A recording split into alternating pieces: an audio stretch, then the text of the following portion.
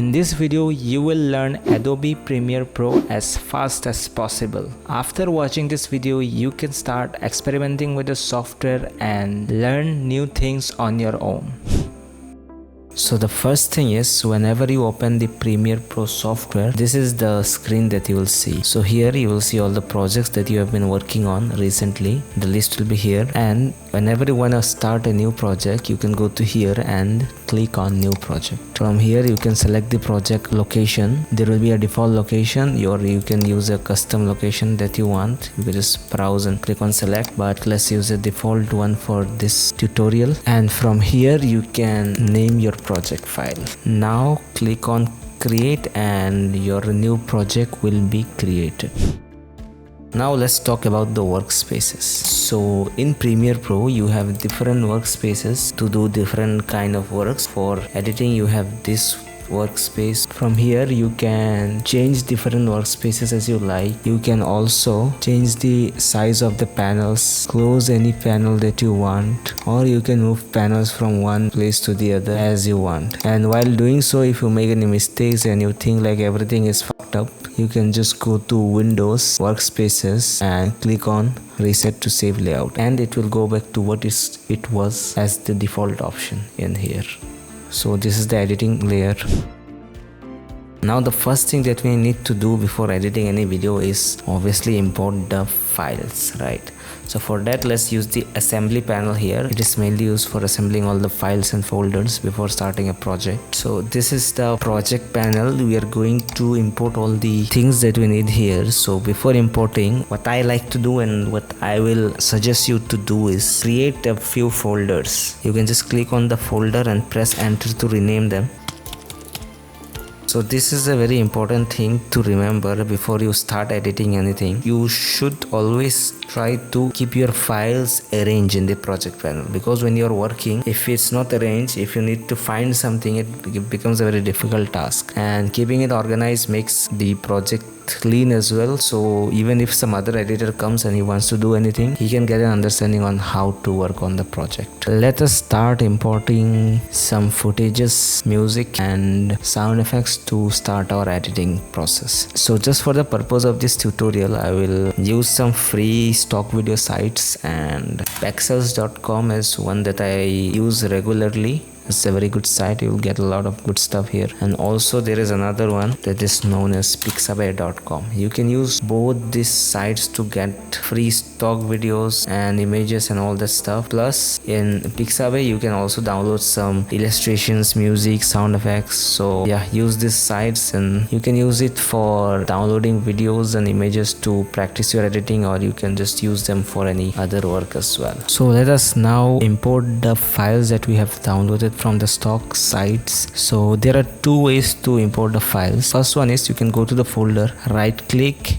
import, and then go to the folder here and just select the files that you want added, and they will be imported. The other thing is you can go directly to the folder that you have kept the files, select the files that you want to import and just drag them into the folder where you want them to be imported.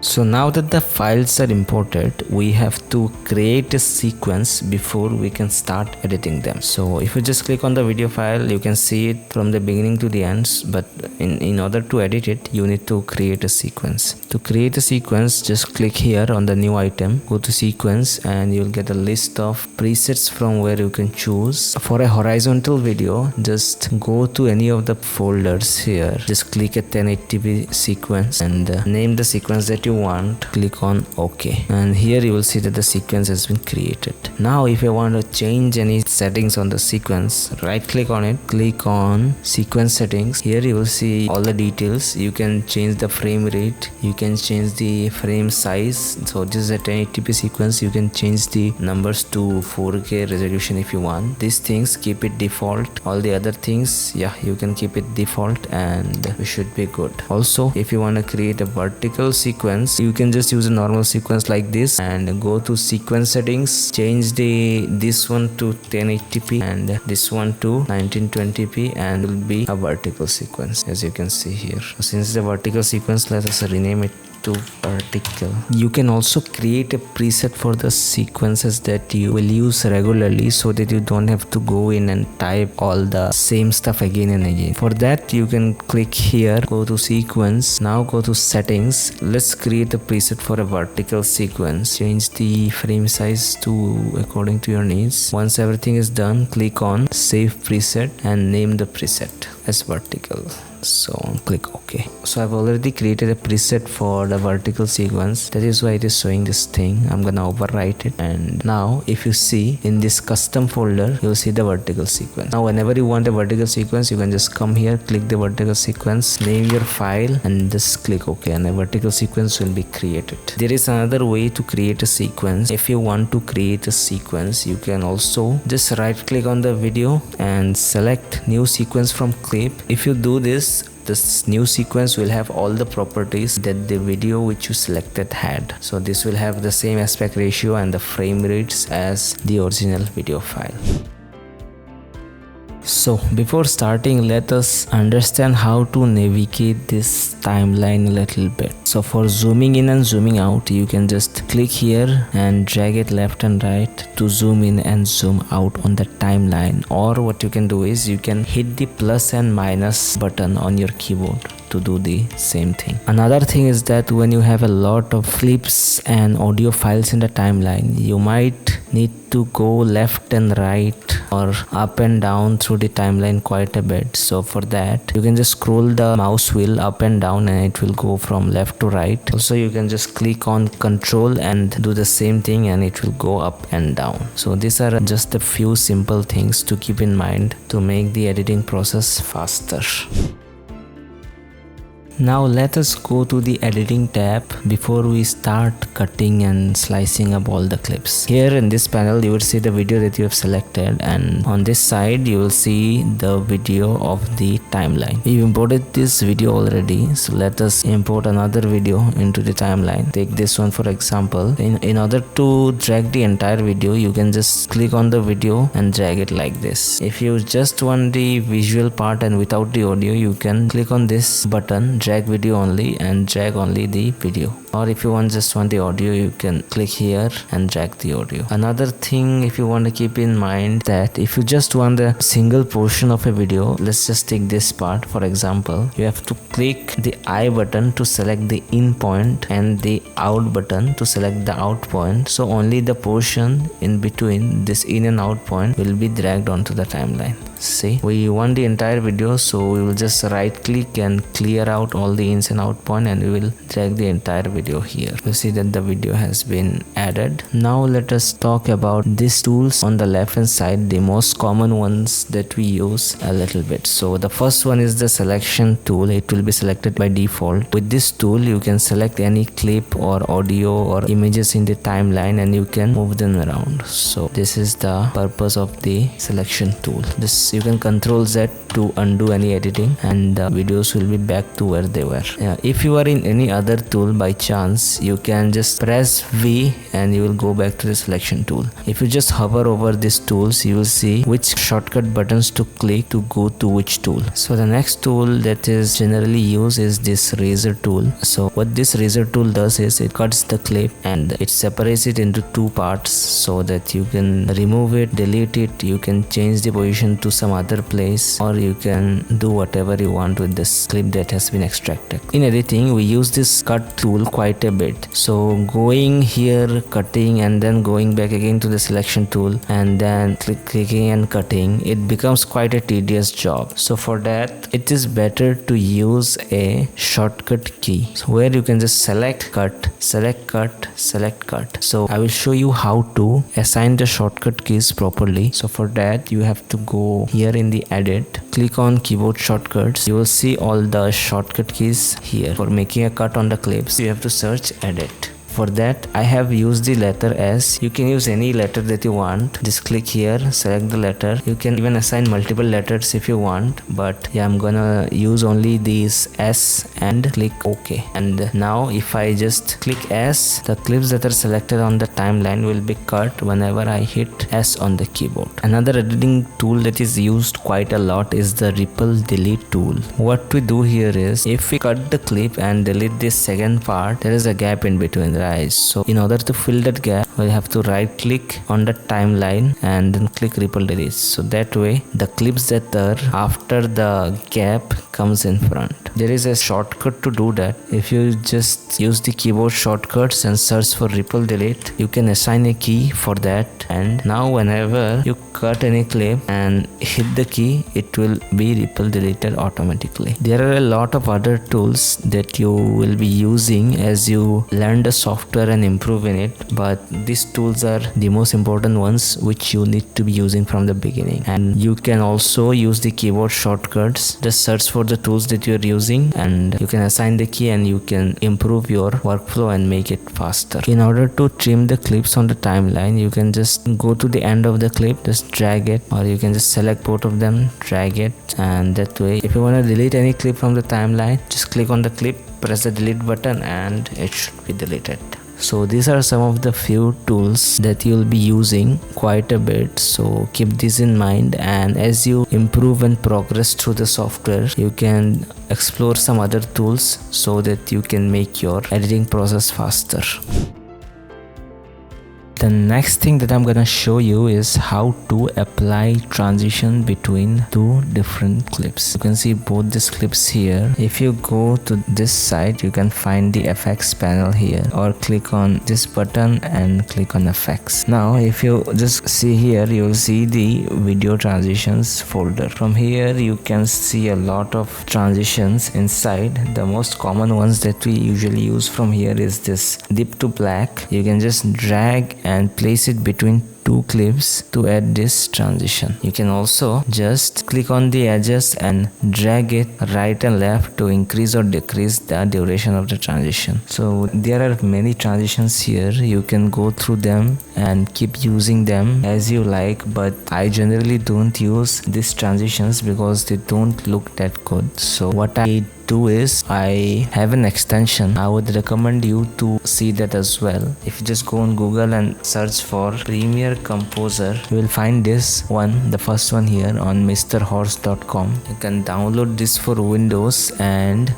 after downloading, you will see that here on the Windows section, if you click on extension, then you can find this extension here. Here, if you just, for the free pack, if you just click on the starter pack and click on transitions, you can see a lot of good transitions here. So for example, let us take this pan transition for example. You see some professional transitions are there that look pretty good, and you will also get the sound effect added with the transition as well. There are a lot of transitions here. You can just go through each of them, find the ones you like, and yeah, they should do the job. You can also go to the other folders and see there are some text presets, line presets, social media elements, and a lot of other stuff. So just go through them and you should find some good stuff for your projects.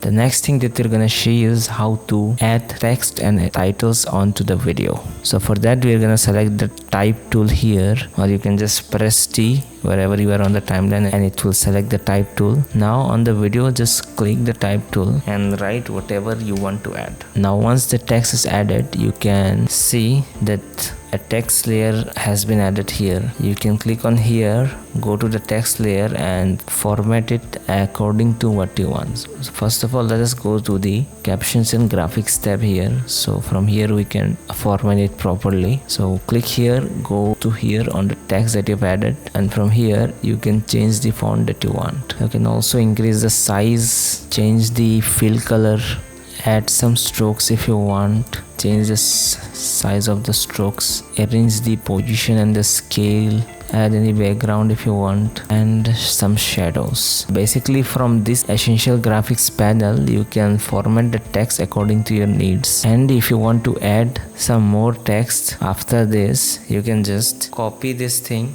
click here, select the type tool and write some other things that you want. Also, if you want all the text to be capital, you can select the text layer here and click on all caps and it will be transformed. One more thing that I would like to show you is you can also animate this text. So for that you'll have to come here, go to the effects tab and search for transform. So if you just add this transform onto the text layer, go to this panel, FX control panel, go to the first frame and here on the scale select this toggle animation button to add a keyframe. This keyframes help us in animation. You can go a few frames forward, 4 or 5 frames using the arrow button on the keyboard and add another keyframe by clicking here. Now if you go to the first keyframe and decrease the size to 0, you will see that the keyframes help in animating the scale of the text from 0 to 100. Now if you just play it, it won't look that smooth. So for that we'll have to make it smoother.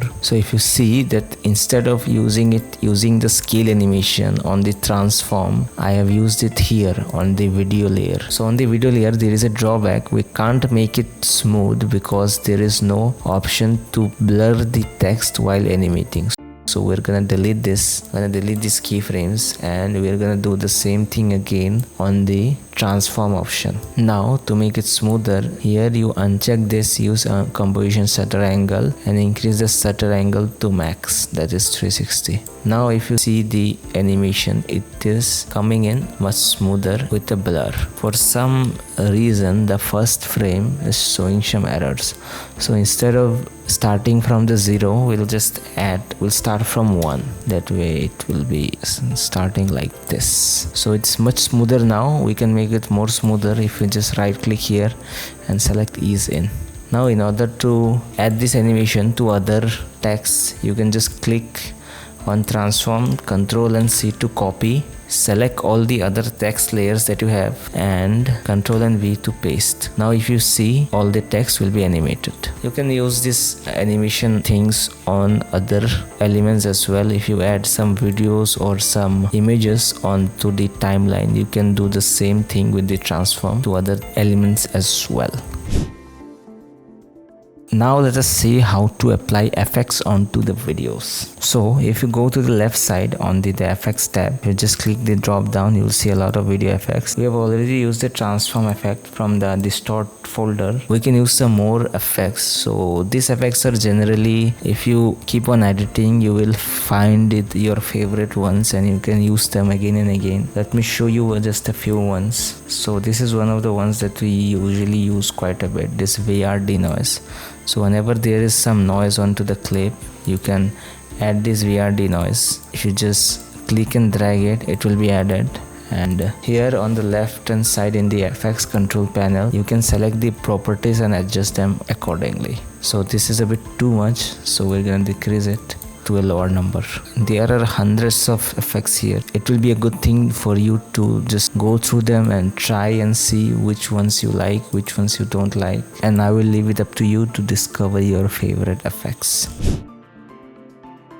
So let us now see how we can color grade our footages inside Premiere Pro. So for that, let us go to the color tab from here, and these stock footages are pretty much graded. So let us download some raw or log footages and practice our grading there. For that, if you go to YouTube and search for Aziz Ben Amara, you can see that he has a lot of log footage uploaded.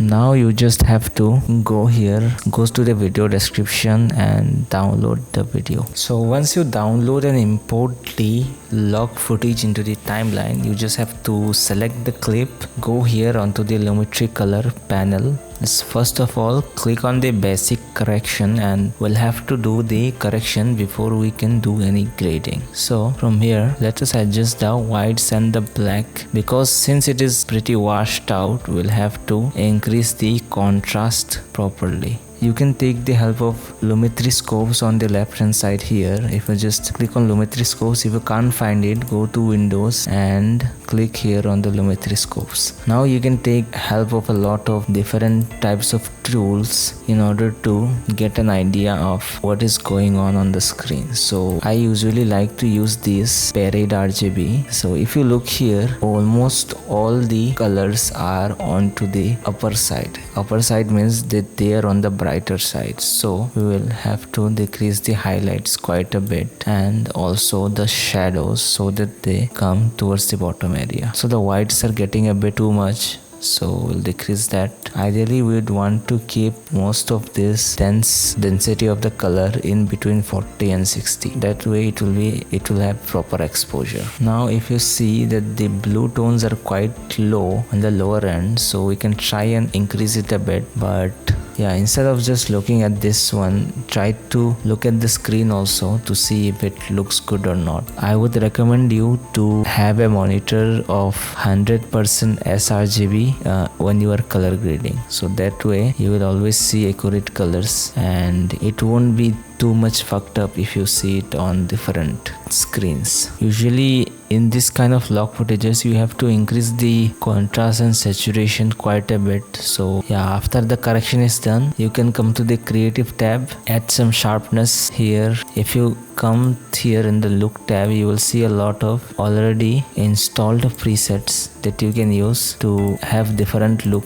for your videos. But yeah, let's try to create our own. Let's unselect all of this and adjust the vibrance and saturation from here. Now go to the curve section and use this S curve. This is what we generally use to increase the contrast a bit more. So yeah, you will use the contrast here also in the basic correction tab, but this is a very common thing that we do while grading to balance the contrast. There are a lot of other tools. Let me show you some of the basic ones I use. So here the yellow color is standing out a bit too much for me. So what I'm gonna do is I'm gonna take the eyedropper tool from the hue versus saturation. So I'm gonna select the hue and I'm gonna decrease the saturation of that hue, of that particular hue. You will see the before and after, you'll see the difference. Just be careful not to do it too much or else the video might not look good. Also you can change some elements of the skin, some colors with the hue versus hue tab. Now if you want to add some vignette into the clip, you can just go here into the vignette and increase the amount, change the midpoint, the roundness, the feather, and yeah, some basic color grading is done. You can see the before and after.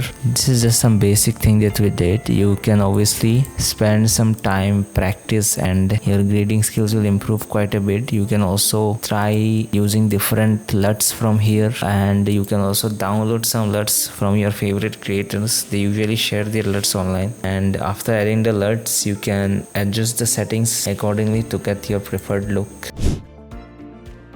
Once the video is edited, you'll have to export the video. You can just select the sequence that you are in and go here onto the export tab, or if you just click Ctrl+M, you will go here into the export tab. You can select the location from here, browse to the folder that you want to export, rename the file, click on save. There are some presets here. You can select the presets or you can change the settings according to your needs. So for YouTube, what I like to do is I like to keep it 1920 by 1080. I like to decrease the frame rate to 24 fps, and then if you click on more, you can select use maximum render quality, render at maximum depth. If you have a good CPU, you can select hardware encoding or use software encoding. If you don't have a good GPU, all the other things you can keep them as it is. Now here from the bitrate settings, this is one of the most important things. So this CBR is constant bitrate, so this is generally used for streaming purposes, so we don't need to use it. Go to VBR 1 pass or 2 pass when you are uploading in social media. So 1 pass usually does the job, so 2 pass has a better quality if you want to do it, but it takes a lot of time, so we're gonna use 1 pass and select the target bitrate. The higher the target bitrate, the larger the file size will be and the better the quality will be. But for uploading on social media, I have seen anything between 8 and 10 is good, so we'll go with 8, and everything else you can keep as it is. So you can also save this preset by clicking here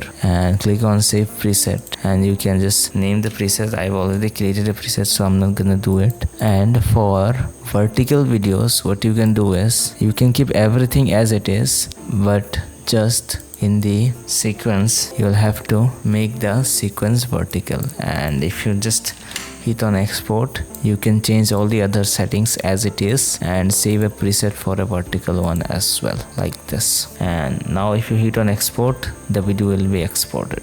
There you go. Leave a like if you found this video helpful, and if you want to learn more tutorials on Premiere Pro, you can check out the playlist here.